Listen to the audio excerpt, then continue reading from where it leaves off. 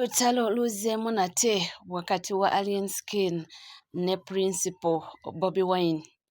Olowooza luva ku ki? Era byatandiise bitya? Bino eno byeyongera ate nga bikyalanda. Ffe tuliwo kubanga tugakutuusaako era kyensobola okugamba kye kimu nti gwe wekkuumire ku mukutu, that is NCK TV. Bw'oba nga tonasubscribinga ke kaseera obe ng'osubscribinga, ringinga that notification bell, sharinga, likinga, saako n'okuba nga oleka comment yo. Ebisigadde butereevu nze amawulire nja kubanga ngakuwa. Mwana mulenzi amanyiddwa nga Patrick Mulwana, naye nga ago ge mannya amatuufu oba ge mannya ge ag'obuzaale, naye nga abasinga obungi tumumanyi nga Alien Skin Fangon Forest CEO. Lwaki batabuse ate n'omukulu ow'ekitiibwa Bobi Wine? Ensonga yabadde oba entabwe yavudde kuva juzi bwe bayagenda ne baba nga bakwata omwami ono Lateef Odoy, ono nga fashion designer, era nga twategeddeko nti omwami ono award winning designer, amanyiddwa mu bitundu eby'enjawulo, mawanga ag'enjawulo, si bitundu byokka. Bamumanyi nnyo ne Niger wawwa olw'emirimu gy'azze ng'akola. Naye twategeddeko era nti ye muntu eyadizayiningira Lucky Dube engoye ze yayambala nga ziwana eno mu ggwanga Uganda, oba gwali mwaka ki ogwo, nti bwe baali baggulawo ekisaawe ky'e Namboole nti mbu ye yakola ku mulimu ogwo. Musajja mukugu nnyo aguluddemu, era nti y'abadde akola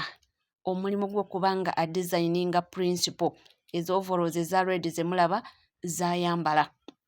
Juzi gye buvuddeko yakwatibwa, era mu kukwatibwa kwe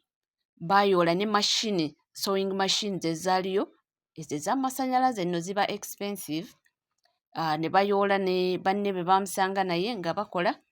n'ebintu eby'enjawulo ne batwala. Era ali mu kadukulu. Olunaku lwaleero nno olw'enjogerera abadde aleetebwa mu kkooti oba atwaliddwa mu kkooti wali e Nabweru. Mbadde sinnabitegeera bulungi naye nga kyemanyi nti olunaku lwaleero luno waakuleetebwa mu kkooti wali e Nabweru. Okusinziira ku mwogezi wa poliisi yagambye nti bafuna information nti abaana ba NUP bali mu kwambala ebyambalo ebyefaananyirizaako n'ebyambalo by'amagye, nti era ebyambalo bino tebikoma just kwefaananyirizaako, nti bibaako ne ranks nga bazitaddeko Major, General, Captain, byonna byonna twala tugende. Nti mbu bwe baafuna information eyo mbu ne batandika okuba nga nabo bakola investigations okumanya bano ebyambalo babigula wa, ebijja nga biriko n'amannya gaabwe, nga kuliko ne ranks, nti ono Captain, ono Major General, ono Brigadier General, ono Brigadier, nti mbu bw'atyo bwe yayogedde, mbu bwe baakola okunoonyereza kwabwe ne babagamba nti ebyambalo bino tebagula bigule, bayina designer abadizayininga. Mbu nabo kwe kukola ekikwekweto bwe batyo ne baba nga bagenda ow'omukulu ono Lateef designer ne baba nga bamukwata. Actually bo nga poliisi bagambye mbu basanzeeyo ne bag eya green ey'amagye, mbu ne basangayo ne raincoat oba bagiyita raincoat, coat ey'amagye nayo babazeemuko ebintu bingi bagamba nti basanzeeyo eby'amagye. Mbu ne basangayo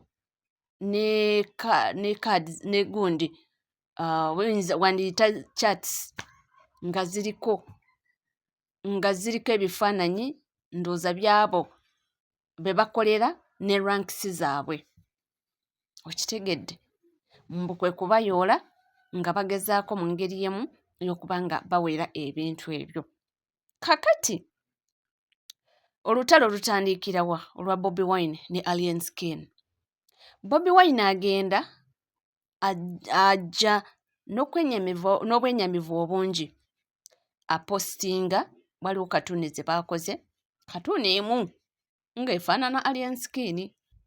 ng'ayambadde ebyambalo by'amagye n'abalala abazze babyambala Bobi Wine ng'abipostinga ng'ateekako obubaka ng'agamba nti there is substandard wano mu ggwanga Uganda nti lwaki baleka abalala abambalira ddala ebyambalo by'amagye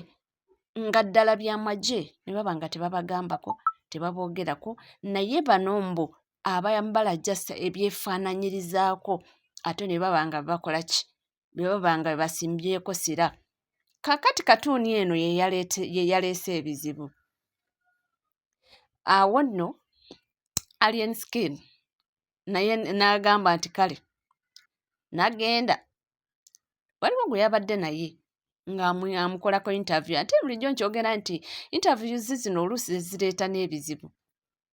waliwo yabadde amukolako interviews alien n'agamba nti nze neewuunya okulaba omukulu Bobi Wine nti in fact si Bobi Wine kubanga we mwogera nje ngamba nti Bobi Wine mba mubalidde mu gurupu eno ey'abayimbi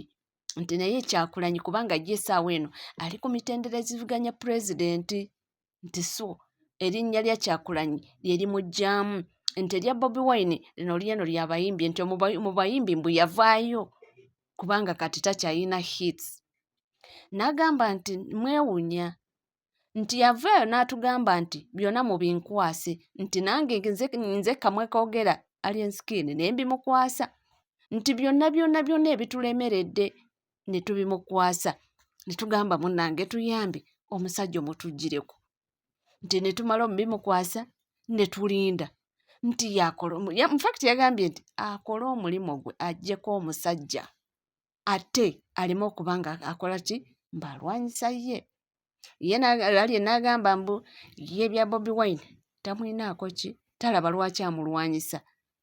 nti baamuwa omulimu omunene gw'okulwanyisa ki Museveni era mbu ye nga naye alien skin mbu byonna ebizibu bye yabikwata n'abitiikulira ani Kyagulanyi mbu n'amugamba nti biibyo bitwale era omusajja mutuggyireko tikati siraba lwaki ate akola ki nkugambye ate omanyi bwe bituuka wano kati awo biba biyingidde mwane simanyi fangoni sooja simanyi fuutu sooja kati beebiri awo kati ebigenda mu maaso ono agamba nti aningiriza ono agamba ndabyeko awo abaana ba fangoni nga bagamba nti munange mukulu nti gundi nti alien skin yali atusabye nti tukwesonyiwe nti era ne tukwesonyiwa nti mu bintu ebyasooka okutugamba yatugamba nti bannange woba omanyi nti onjagala nze nga alien skin mwesonyiwe Bobi Wine temumuvuma temumwogerako bigambo nti netukuleka nti naye kewavuddewo gwe kennyini kati n'olumba alien skin mu lwatu nti naffe kati tukwambalire era kati byebiri eyo simanyi oba binaagwa bitya anti omanyi olutalo lwabo bano babaano bakolawe bati bano kati bo beka nabo kyebagamba mbu luli lwali tebayingiramu mbu lwakuba abafuutu soja be baali bavuma alien skin nga Bobi Wine talina kyanyega mbu alien skin n'agamba nti musajja tanyinaako buzibu abaana be bakola ki ati naffe mbu nabo ne babireka mbu naye kati mbu Bobi Wine ke yagenze direct n'abanga mbu amwataakinga mbu leka kaba muvumi kiri eyo simanyi nakumanya awo no music wa Uganda watuuse naye nga kyonna kyekiri ffe bwetulinnya obutereevu okuba nga tugabatuusaako tetulina okugamba kimu nti tudimandinga abantu baffe abali mu makomera be baakwata baveeyo tudimandinga omwami ono Latif Designer asobole okuba nga avaayo kubanga ye akola mulimu gwe musajja wati akola ka ssente ani tayagala kubanga anoonyeza abaana be kyakulya so siraba musango gwe yakoze n'ebintu bye simanyi oba anaabifuna naye ekintu akibaddemu ebbanga ddene omwami wa myaka 45 that means alina experience ekintu ekyo akiruddemu era aludde ng'abikola so siraba lwaki ate omuntu oba omulwanya essaawa ya kakati katulinde emisango gye bagenda kubanga bamuteekako n'ekyemanyi nti mingi kubanga kusinziira ku poliisi nalabye ebintu lisiti y'ebintu bye yabaze nga byonna byamagye babisanzeeyo so awo simanyi tusabe nnyo asobole okuba ng'avaayo. Musigale naffe tukomawo.